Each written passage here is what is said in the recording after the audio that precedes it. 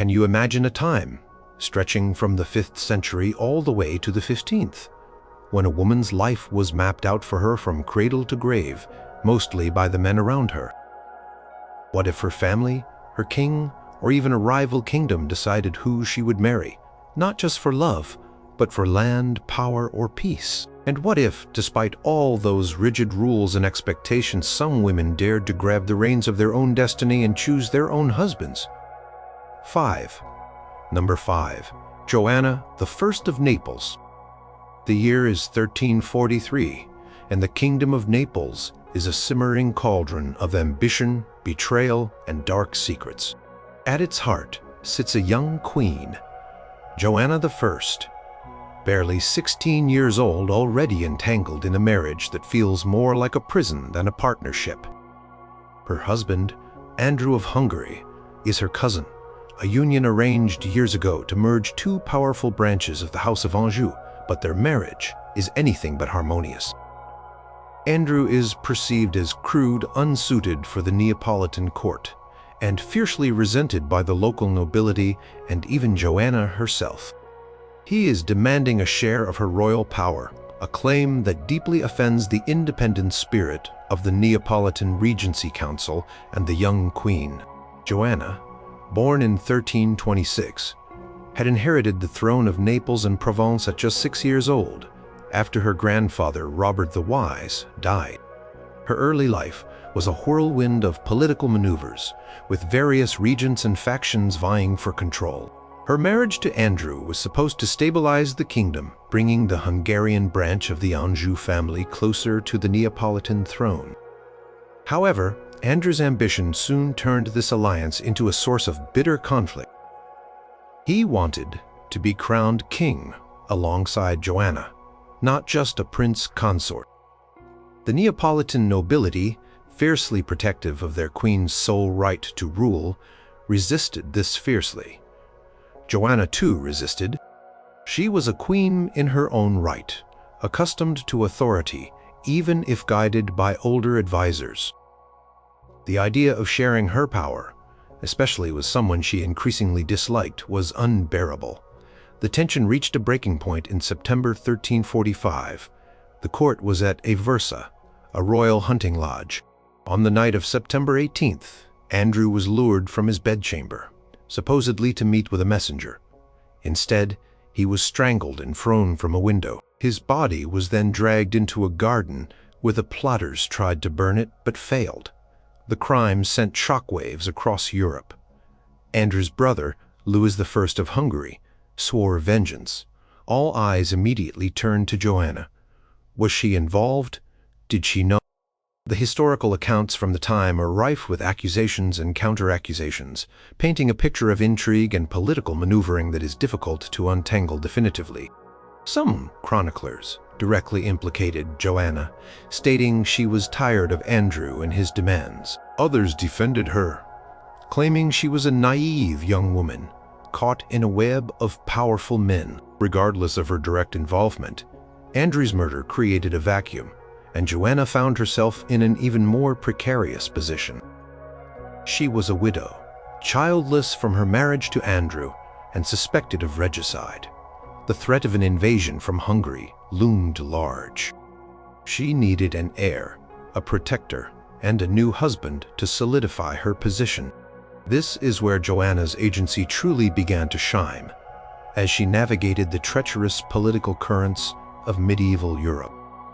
Among the various powerful men orbiting her court, one man stood out, Louis of Taranto, her cousin, and a prince of the Capetian House of Anjou. Louis was handsome, ambitious, and had long been a familiar face at the Neapolitan court. He was also deeply connected to the Neapolitan nobility and had their support. While some might argue that this was a politically convenient match for Joanna, it was a choice born of necessity and, perhaps, affection. She needed a husband who understood the Neapolitan court, who had local support, and who could stand against the encroaching Hungarian threat. Louis fit the bill. He was also a strong character, someone who could be a partner in power, rather than an unwanted claimant to it. Chronicles of the time, such as those by Domenico da Gravina, describe Joanna's swift move to marry Louis. Within months of Andrew's death, despite the storm of outrage from Hungary and the papacy, Joanna and Louis were married in April 1346. This was a bold and defiant move, practically daring Louis I of Hungary to invade. And invade he did. Louis of Hungary launched a brutal campaign known as the Hungarian invasion of Naples to avenge his brother's death. Joanna and Louis of Taranto were forced to flee Naples, seeking refuge in Provence, which was also part of Joanna's inheritance. It was a terrifying period. With their kingdom occupied and their legitimacy questioned during their exile, Joanna took a daring step. She traveled to Avignon, then the seat of the papacy, and pleaded her case before Pope Clement VI. She faced down the accusations of regicide, presenting her defense with such eloquence and conviction that the Pope, in 1348, officially declared her innocent of Andrew's murder. This papal declaration was a massive victory, restoring her standing and legitimacy. With papal blessing and a renewed sense of purpose, Joanna and Louis of Taranto returned to Naples. They faced a kingdom ravaged by war and plague, but together they began the slow, arduous process of rebuilding. Louis of Taranto, now crowned King of Naples alongside Joanna, proved to be an effective military leader and administrator. Their marriage endured for several years, producing children, including a daughter, Catherine, who sadly died young. This period saw Joanna solidify her rule, proving herself to be a capable and cunning monarch. However, tragedy struck again in 1362, when Louis of Taranto died, possibly from the plague. Once more, Joanna was a widow, and once more, the political landscape shifted around her. She was now in her mid-30s, an experienced and powerful queen. The expectation for a ruler in her position was to make another strategic marriage to secure her kingdom and dynasty. But Joanna, perhaps weary of political expediency, made a different choice. In 1363, she married James IV, titular king of Majorca and Prince of Achaia. This was a remarkable choice for several reasons. James was not as powerful as Louis of Taranto had been. He was a claimant to a kingdom that had been absorbed by the crown of Aragon and was constantly embroiled in conflicts to reclaim his inheritance.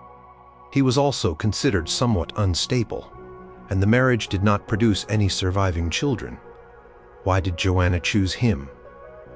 Historical accounts suggest a mix of reasons. Some hint at a personal connection, a genuine affection that blossomed between them. Others suggest she sought a consort who would be less interested in direct power in Naples, allowing her to retain full control. James was an adventurer, focused on his own struggles in the Mediterranean, and perhaps that suited Joanna, who was by then a seasoned ruler who had no intention of ceding her authority. The marriage was unconventional, and many of her advisors questioned its wisdom, especially since James was often away pursuing his own military campaigns. He died in 1375 after a turbulent and largely absent relationship, leaving Joanna a widow for a third time. By now, Joanna was in her late 40s, a survivor of wars, plagues, and personal tragedies.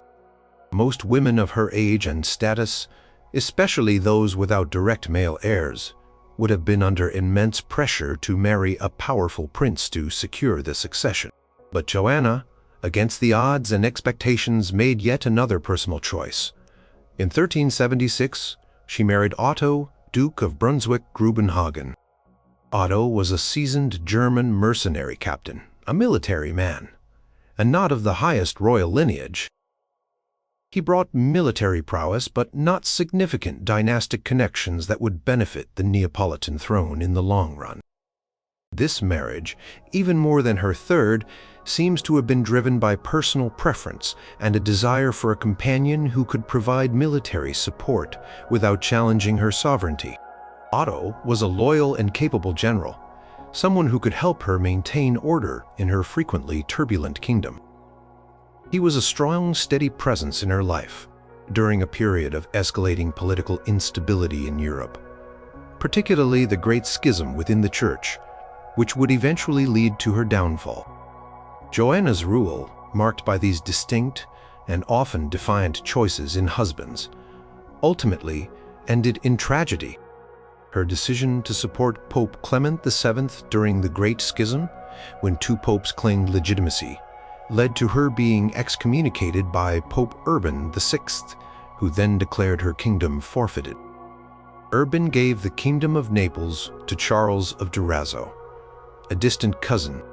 Charles invaded, and Joanna, besieged in Castel dell'Ovo, was eventually captured in 1381. She was imprisoned and then, in 1382, murdered, allegedly suffocated with a silken pillow, a mirror of Andrew's own violent end.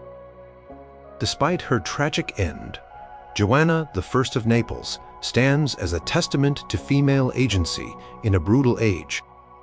She chose her husbands not just once, but multiple times, defying political pressure and societal expectations to secure her power, her safety, and even, it seems, her personal preferences.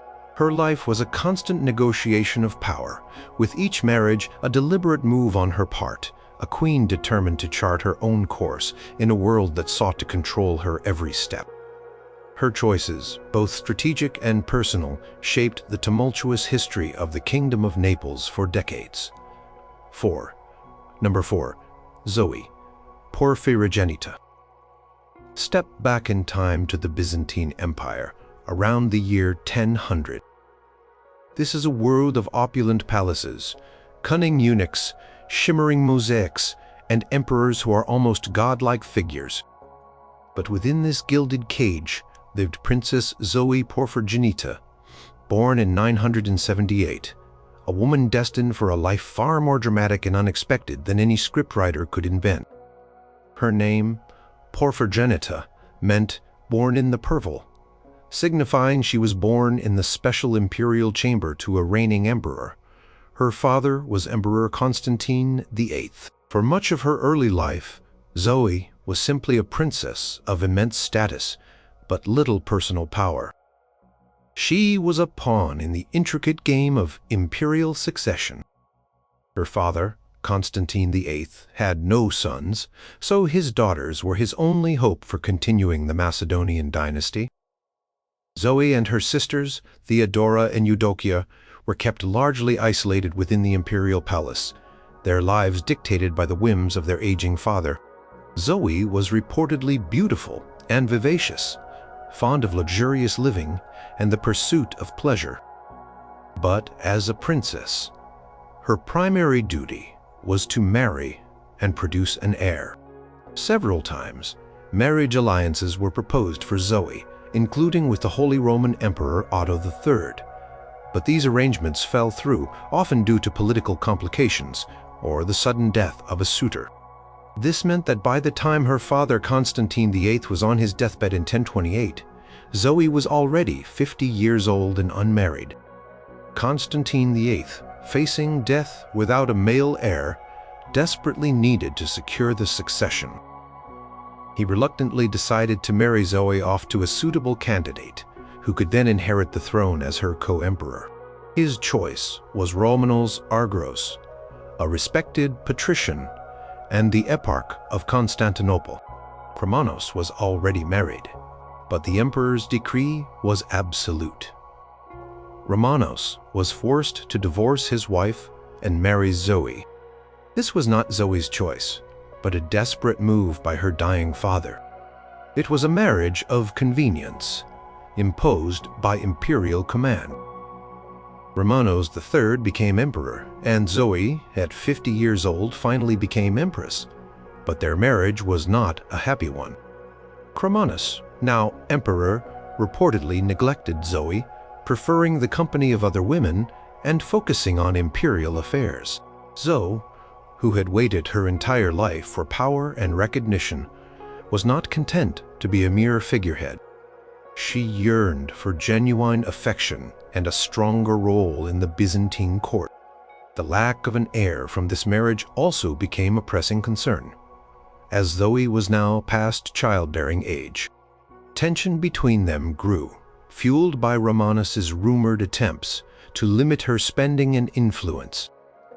The Byzantine chroniclers, such as Michael Psellos in his Chronographia, paint a vivid picture of the events that followed. On April 11th, 1034, Romanus III was found dead in his bath, possibly drowned. While official accounts stated he died of natural causes, whispers of poison and foul play immediately circulated, and at the center of these whispers was Zoe. She had found a new lover, a younger man named Michael, a handsome Paphlagonian peasant known for his striking looks and charisma. He was the brother of John the Orphanotrophos, a powerful eunuch who served as a minister at court. Zoe wasted no time. Just hours after Romanos's death, she moved to solidify her position. This was a critical moment where Zoe, as empress, made a choice that was scandalous and unprecedented. She decided to marry Michael. Not only was he not of noble birth, but the speed of the marriage raised eyebrows and fueled suspicions about Romanus's death. This was a clear personal choice, driven by affection and a desire for a companion who would recognize her status. The marriage was performed almost immediately after Romanus's death, a move that shocked the conservative Byzantine court. This was not an arranged political alliance, it was a brazen assertion of personal will. Michael IV became emperor, and for a time, Zoe seemingly found the companionship she craved. However, Michael, despite his youth and charm, suffered from epilepsy, and his health steadily declined. As he grew sicker, his powerful brother, John the Orphanotrophos, gained more and more influence, effectively sidelining Zoe. Michael eventually retreated to a monastery, where he died in 1041. Upon Michael IV's death, John the Orphanotrophos quickly orchestrated the ascension of his nephew, Michael V, who was adopted by Zoe. Michael V, known as Caliphates, the Calker, due to his father's profession, quickly proved to be ungrateful and ambitious. He resented Zoe's influence and sought to remove her completely. Within months of his ascension, Michael V ordered Zoe's exile to a monastery on the island of Principo, falsely accusing her of attempting to poison him. This move, however, proved to be Michael V's undoing. Zoe Porphyrogenita, despite her luxurious life, was still born in the purple.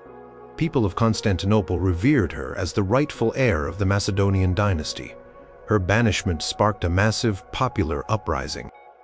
The citizens of Constantinople, led by the city's powerful guilds and fueled by deep loyalty to the legitimate imperial line, stormed the palace. The cry, "No more Caliphates," echoed through the streets. Zoe was triumphantly brought back from her forced exile, a symbol of the people's fury against the usurper. In a dramatic twist, Michael V was captured, blinded, and deposed. Zoe was back on the throne, but now her sister Theodora, who had also been living in enforced seclusion, was brought back to share power. The two sisters, who had lived such different lives, ruled briefly as co-empresses, but this partnership was fraught with tension. Zoe, accustomed to the pleasures of power, found sharing the throne difficult. She was not a warrior or a politician in the traditional sense, but she understood the symbols of authority and her unique position as the true Porphyrogenita. At nearly 64 years old, Zoe made her final, definitive choice of a husband.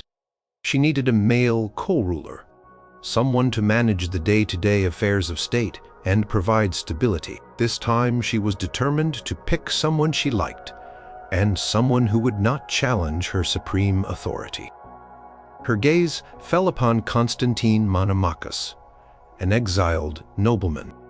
He was handsome, charming, and known for his intelligence and refined tastes. He was also a relative of her previous husband, Romanus III. Bringing him back from exile and marrying him was a bold move, defying the norms of aristocratic marriages and potentially unsettling the court. But Zoe was in a position of power, and she used it. In June 1042, Constantine Monomachus was brought to the palace, married to Zoe, and crowned Emperor Constantine IX. This third marriage was a curious one. Zoe, now an elder stateswoman of the Byzantine court, made it clear that while Constantine was emperor, she remained the senior empress. He was to respect her authority, and it seems he largely did. Their relationship was reportedly affectionate, though Constantine also had a long-standing mistress, Maria Sclerina, whom he brought to the palace. Zoe remarkably tolerated this arrangement, perhaps seeing it as a minor inconvenience in exchange for stability and companionship. This unusual ménage à trois further highlights Zoe's willingness to bend social rules to suit her needs and desires. Zoe Porphyrogenita died in 1050 at the age of 72. Her life was a testament to survival, resilience, and personal will.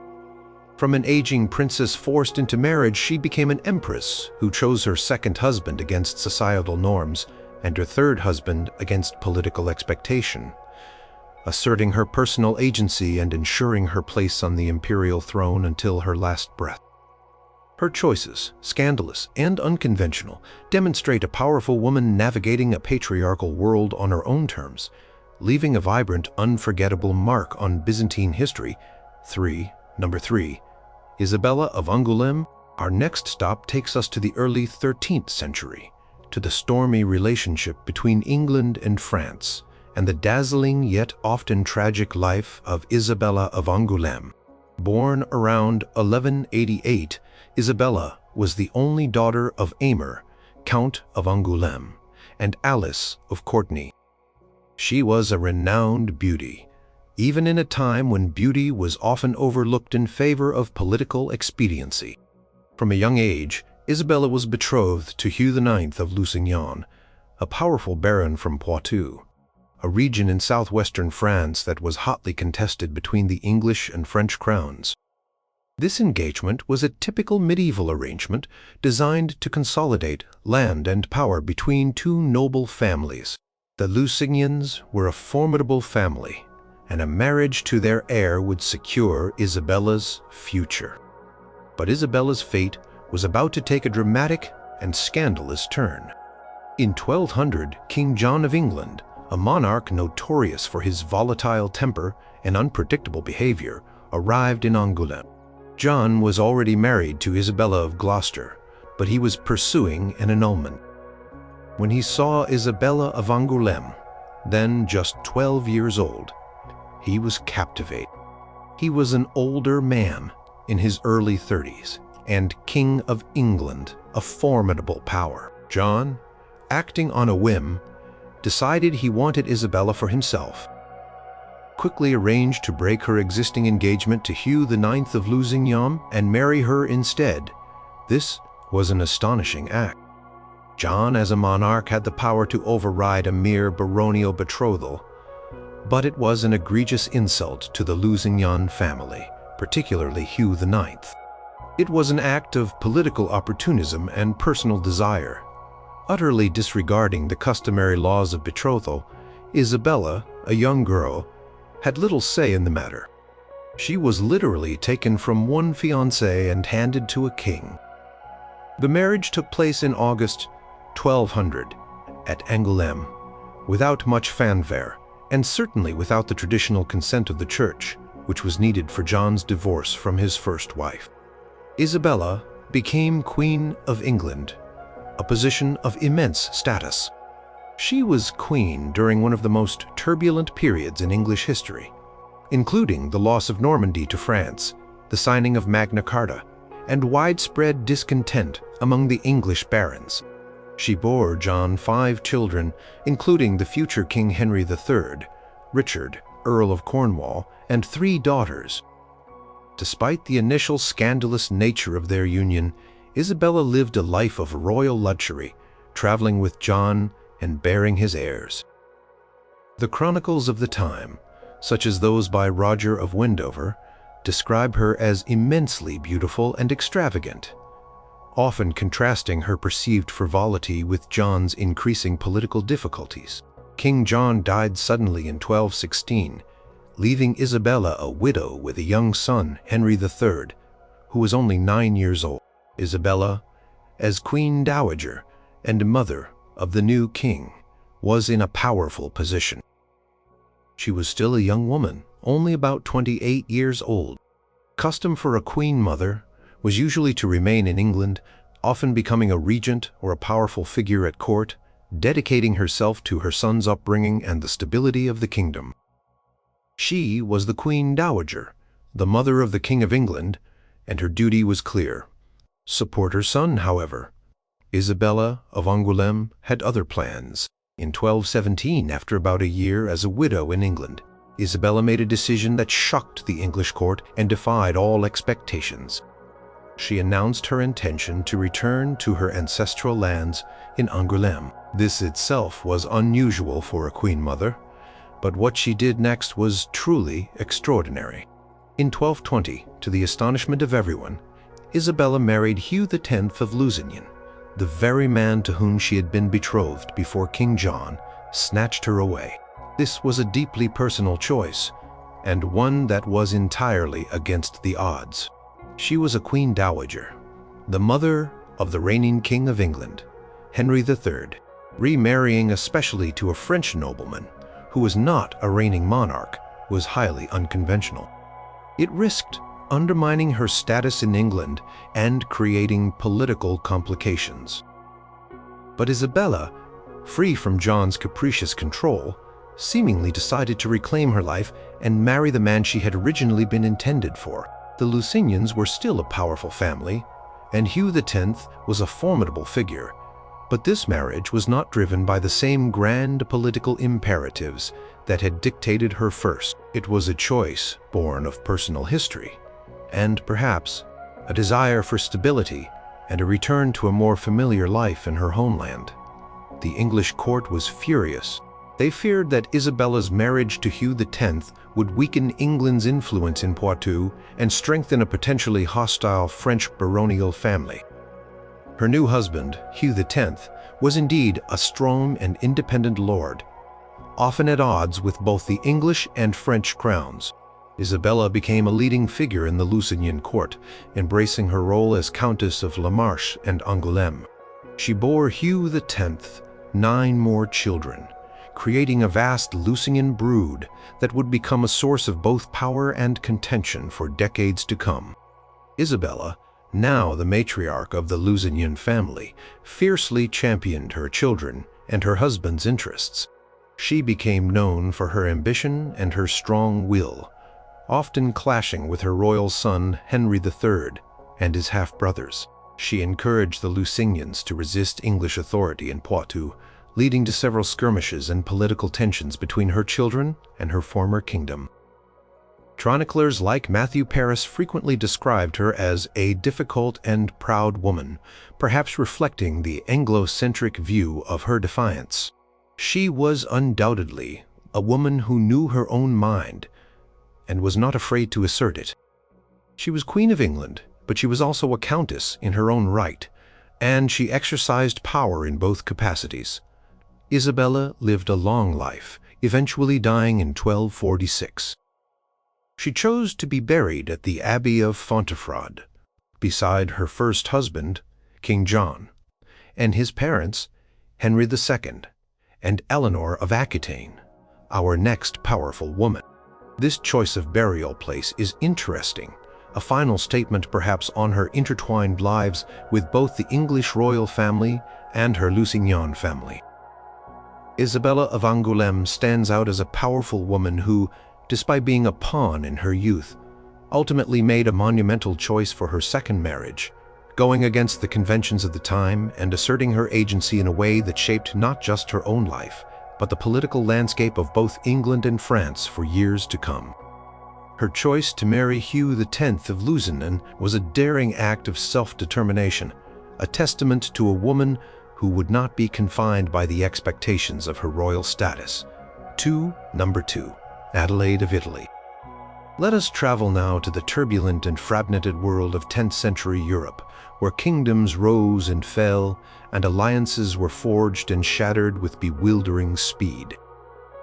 This is the stage for Adelaide of Italy, a woman whose intelligence, resilience, and sheer force of will led her from a prison cell to the throne of an empire. Born around 931, Adelaide was the daughter of Rudolph II of Burgundy and Bertha of Swabia. Her early life was a whirlwind of political marriages, typical for a princess of her standing. At 16, she was married to Lothair II, the King of Italy, solidifying an alliance between Burgundy and Italy. This was a purely political union arranged by her father, and certainly not a choice of her own. Lothair II was a young king, but his reign was short-lived. In 950, after just 4 years of marriage, he died suddenly. The circumstances of his death were highly suspicious, and many contemporary chroniclers, including the chronicler Liutprand of Cremona, strongly hinted that he had been poisoned. Prime suspect was Berengar II of Italy, the powerful Margrave of Ivrea, who immediately seized the opportunity to usurp the Italian throne. With Lothair dead, Adelaide, at just 19 years old, was a vulnerable widow. She had a young daughter, Emma, the sole remaining heir to Lothair's line. Berengar II, consolidating his power, saw Adelaide as both a threat and an opportunity. He wanted to legitimize his usurpation by forcing Adelaide to marry his own son, Adalbert. This would effectively extinguish any claim from Lothair's line and secure Berengar's dynasty, but Adelaide was no ordinary widow. She was not going to be a puppet in his scheme. Her refusal was a dangerous act of defiance. Enraged by her obstinacy, Berengar II imprisoned her. He sent her to the fortress of Garda, near Lake Garda, a desolate and isolated place, to break her will. Her imprisonment was harsh. She was deprived of her attendants and treated cruelly, as recorded by the chronicler Hratsvitha of Gandersheim in her Gesta Auttanis, a poetic history of Otto I. This is where Adelaide's story truly begins to demonstrate her remarkable strength and agency. Despite her dire circumstances, she was determined to escape. With the help of a loyal priest named Martin, she managed to escape from Garda in the summer of 951. Details of her escape are dramatic and heroic, involving a secret passage and a small fishing boat. She fled through the treacherous mountains of northern Italy, finding refuge in the fortified castle of Canossa, under the protection of Bishop Adelard of Reggio and the formidable Countess Willa, who was Adelaide's sister-in-law from Canossa. Adelaide made a desperate plea for help. She appealed to the most powerful ruler in Europe at the time, Otto I, King of Germany, who was already a dominant figure in European politics, often called Otto the Great. Otto was renowned for his military prowess and his ambition to revive the grandeur of the Carolingian Empire. This appeal was not a passive plea for rescue. It was a calculated political move by Adelaide. She recognized that Otto had his own ambitions in Italy, and she was a prize, the widowed queen, the legitimate heir to the Italian throne, and a powerful symbol of resistance against Berengar. Otto responded swiftly, crossed the Alps with a large army in September 951, defeating Berengar II and marching triumphantly into Italy. He quickly freed Adelaide, who joined him in Pavia, the former capital of the Lombard kingdom. It was here in Pavia that Adelaide made her monumental choice. She chose to marry Otto I. This was not a forced marriage. Adelaide, now free and in a position of strength, actively chose Otto as her husband and protector. She saw in him not just a rescuer, but a partner who could help her reclaim her rightful place and perhaps even achieve a grander destiny. For Otto, this marriage was a massive political coup. It gave him a legitimate claim to the Italian throne and consolidated his power in the peninsula. The marriage took place in Pavia in October 951, just weeks after Otto's arrival. The union of Adelaide and Otto I was a turning point in European history. It laid the groundwork for the formation of the Holy Roman Empire. Adelaide, now Queen of Germany and Italy, became a powerful and influential figure. She was crowned Holy Roman Empress alongside Otto in Rome in 962, a momentous event that symbolized the revival of the Roman Empire in the West. As Empress, Adelaide was far from a mere figurehead. She was a shrewd politician and a capable administrator, often serving as regent when Otto was away on military campaigns. She founded numerous monasteries and churches, patronized scholars, and actively participated in the political and religious affairs of the empire. Chroniclers portray her as intelligent, pious, and politically astute. She maintained good relations with the papacy and played a crucial role in managing the vast and complex Ottonian Empire. For example, during Otto I's later years, she often held court in Italy, exercising significant authority. Even after Otto I's death in 973, Adelaide's influence did not wane. She served as a powerful regent for her young grandson, Otto III, after her son Otto II died prematurely in 983. This period was fraught with challenges, including rebellions and political intrigue, but Adelaide skillfully navigated them, ensuring the stability of the empire for her grandson. Letters from the period and historical accounts, such as those collected in the Regesta Imperii, confirm her active role in governance and diplomacy. Adelaide of Italy died in 999, a venerable and revered figure across Europe. Her life, beginning with forced marriage and imprisonment, transformed into one of extraordinary power and influence, largely due to her own courageous choices. Her refusal to marry Berengar's son, her dramatic escape, and her deliberate choice to ally herself with and marry Otto I were pivotal moments. She didn't just accept her fate. She shaped it, demonstrating an unparalleled level of agency for a medieval woman. She chose her destiny, becoming not just a queen, but an empress who helped build an empire. Number 1, Eleanor of Aquitaine. No list of powerful medieval women who chose their own husbands against all odds would be complete without Eleanor of Aquitaine. Born around 1122, she was not just powerful. She was a force of nature, a woman whose life story reads like an epic saga, full of love, betrayal, war, and unparalleled influence. She inherited the vast Duchy of Aquitaine and Poitou at the age of 15, making her one of the wealthiest and most desirable heiresses in all of Europe. Her lands stretched from the Loire River to the Pyrenees, more extensive than those held by the King of France himself. Her first marriage, in 1137, was a union of immense political significance. Her father, Duke William X, on his deathbed, arranged for her to marry Louis VII, the young heir to the French throne. This was not a choice of her own, but a dynastic necessity to merge her vast territories with the crown of France. Just a few weeks after their marriage, Louis became king, making Eleanor Queen of France. For 15 years, Eleanor was Queen of France. She accompanied Louis on the Second Crusade, where her presence and influence were notable. She was known for her intelligence, beauty, and independence, often clashing with her pious and somewhat meek husband. Their marriage was strained by personality differences and, crucially, by the lack of a male heir.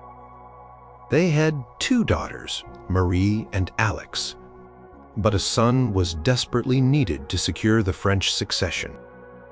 The lack of a son, combined with their increasingly incompatible temperaments and differing views on policy — Eleanor was more assertive and politically astute than Louis — led to a growing rift. By 1152, the marriage was in ruins. Both Eleanor and Louis were unhappy, and the lack of a male heir provided a convenient pretext for an annulment. The process was surprisingly swift. On March 21, 1152, the marriage was annulled on the grounds of consanguinity. They were distantly related, a common excuse for annulments in the Middle Ages. This was a truly shocking event. Queen of France, especially one with such vast lands, divorcing her king was almost unheard of. Eleanor was once again the Duchess of Aquitaine in her own right, free and incredibly desirable. What she did next was one of the most audacious and able choices in medieval history. Within 8 weeks of her annulment, on May 18, 1152, Eleanor married Henry Plantagenet, Duke of Normandy and Count of Anjou. This was not an arranged marriage orchestrated by powerful men. This was Eleanor's choice, a bold personal decision that completely reshaped the map of Europe.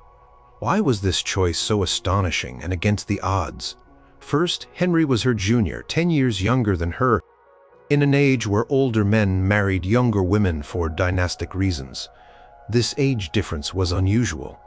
Second, Henry was Louis VII's fiercest rival. By marrying Henry, Eleanor effectively transferred her massive inheritance from the French crown to its most dangerous adversary. This instantly created the vast Angevin Empire stretching from Scotland to the Pyrenees, far larger and richer than the lands controlled by the King of France. Louis VII was undoubtedly furious and humiliated. Third, the speed of the marriage was scandalous. It fueled whispers and rumors about her behavior and even suggested that her relationship with Henry might have begun before her annulment, which would have been a grave offense.